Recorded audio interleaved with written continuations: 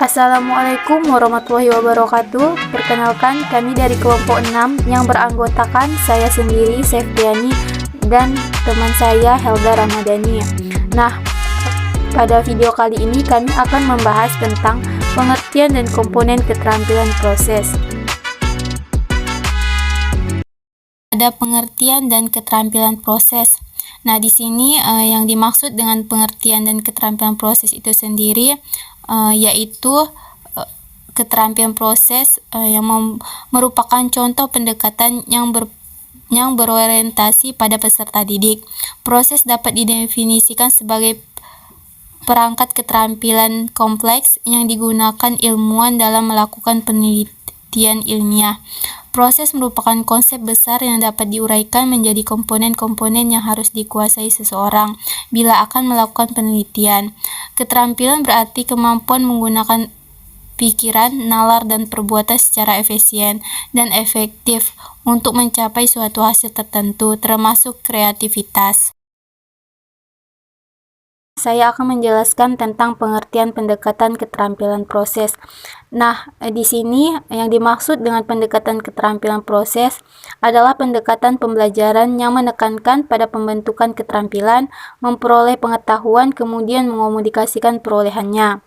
Nah, kemudian keterampilan memperoleh pengetahuan dapat dengan menggunakan kemampuan oleh pikir atau psikis, atau juga disebut dengan kemampuan oleh perbuatan atau fisik. Pengertian lain tentang pendekatan keterampilan proses adalah proses pembelajaran yang dirancang agar peserta didik dapat menemukan fakta-fakta, pembangunan konsep-konsep, dan teori-teori dengan keterampilan intelektual dan sikap ilmiah peserta didik sendiri.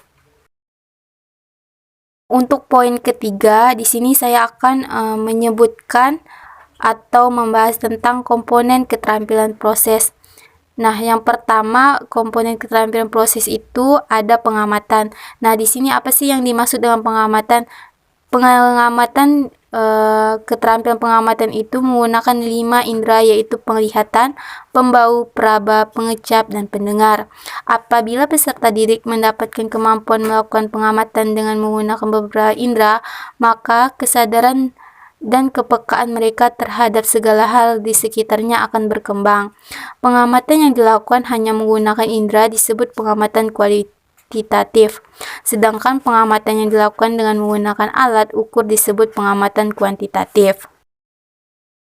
Nah, untuk komponen yang kedua ada klasifikasi. Yang dimaksud dengan klasifikasi ini adalah proses yang digunakan ilmuwan untuk mengadakan penyusunan atau pengelompokan atas objek-objek atau kejadian-kejadian.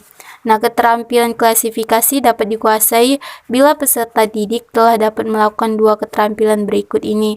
Yang pertama, mengidentifikasi dan memberi nama sifat yang dapat diamati dari sekelompok objek yang dapat digunakan sebagai dasar untuk mengklasifikasi. Yang kedua, menyusun klasifikasi dalam tingkat-tingkat tertentu sesuai dengan sifat-sifat objek. Klasifikasi berguna untuk melatih peserta didik menunjukkan kesamaan, perbedaan, dan hubungan timbal baliknya. Berikut komponen yang ketiga, yaitu inferensi. Yang dimaksud dengan inferensi itu adalah sebuah pernyataan yang dibuat berdasarkan fakta hasil pengamatan. Hasil inferensi dikemukakan sebagai pendapat seseorang terhadap sesuatu yang diamatinya. Pola pembelajaran untuk melatih keterampilan proses inferensi sebaiknya menggunakan teori belajar konstruktivisme, sehingga peserta didik belajar merumuskan sendiri inferensinya. Yang keempat, ada prediksi. Nah, prediksi ini adalah ramalan tentang kejadian yang dapat diamati di waktu yang akan datang. Prediksi didasarkan pada observasi yang cermat dan inferensi tentang hubungan antara beberapa kejadian telah diobservasi. Perbedaan inferensi dan prediksi adalah inferensi harus didukung oleh fakta hasil observasi, sedangkan prediksi dilakukan dengan meramalkan apa yang akan terjadi kemudian berdasarkan data pada saat pengamatan dilakukan. Nah, selanjutnya akan dilanjutkan oleh Helda Ramadhani. Baik, saya akan melanjutkan presentasi dari Septiani, yaitu di nomor 5 ada komunikasi. Komunikasi di dalam keterampilan proses berarti menyampaikan pendapat hasil keterampilan proses lainnya, baik secara lisan maupun tulisan. Nah, di dalam tulisan ini bisa berbentuk seperti rangkuman, seperti grafik, tabel, gambar, poster, dan sebagainya. Keterampilan berkomunikasi ini sebaiknya selalu dicoba di kelas agar peserta didik terbiasa mengemukakan pendapat dan berani tampil di depan umum.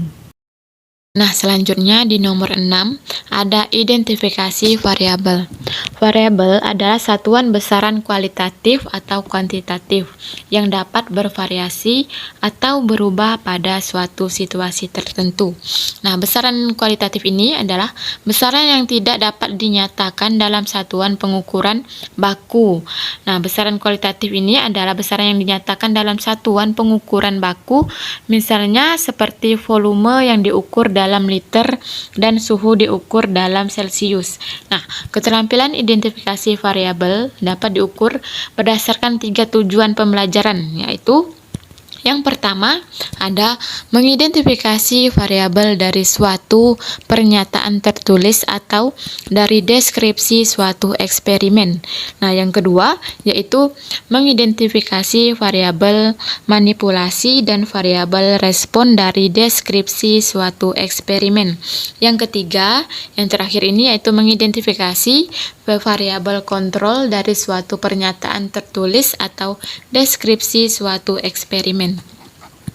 Nah, ada juga 3 macam variabel yang sama pentingnya. Yang pertama, poin pertama ada variabel manipulasi, yaitu variabel yang secara sengaja diubah atau dimanipulasi dalam suatu situasi. Yang kedua ada variabel respon. Nah, variabel ini berubah sebagai hasil akibat dari kegiatan manipulasi. Yang ketiga ada variabel kontrol. Nah, variabel yang sengaja dipertahankan konstan agar tidak berpengaruh terhadap variabel respon. Selanjutnya ada di nomor 7 yaitu definisi variabel secara operasional. Nah, definisi ini harus menyatakan tindakan apa yang akan dilakukan dan pengamatan apa yang akan dicatat dari suatu eksperimen. Keterampilan ini juga merupakan komponen keterampilan proses yang paling sulit dilatihkan karena itu harus sering diulang-ulang. Selanjutnya di nomor 8 ada hipotesis. Nah, hipotesis ini dirumuskan dalam bentuk pernyataan bukan pertanyaan. Nah, pertanyaan biasanya digunakan dalam merumuskan masalah yang akan diteliti. Sedangkan hipotesis dapat dirumuskan secara induktif dan secara deduktif. Nah, perumusan secara induktif adalah berdasarkan data pengamatan, sedangkan secara deduktif berdasarkan teori. Selanjutnya ada di nomor 9 yaitu interpretasi data. Nah, keterampilan interpretasi data biasanya diawali dengan pengumpulan data, analisis data, dan mendeskripsikan data. Nah, sedangkan yang mendeskripsikan data artinya menyajikan dalam bentuk yang mudah dipahami, misalnya seperti bentuk tabel, seperti grafik, dengan angka-angka yang sudah dirata-ratakan. Nah, data yang sudah dianalisis baru diinterpretasikan menjadi suatu kesimpulan atau dalam bentuk pernyataan. Data yang sudah diinterpretasikan harus data yang berbentuk pola atau beberapa kecenderungan. Nah, yang terakhir ada di nomor 10 yaitu eksperimen. Eksperimen ini dapat didefinisikan sebagai kegiatan terinci yang direncanakan untuk menghasilkan data untuk menjawab suatu masalah atau menguji suatu hipotesis. Suatu eksperimen akan berhasil jika variabel yang dimanipulasi dan jenis respon yang diharapkan dinyatakan secara jelas dalam suatu hipotesis. Nah, juga penentuan kondisi-kondisi yang akan dikontrol sudah tepat.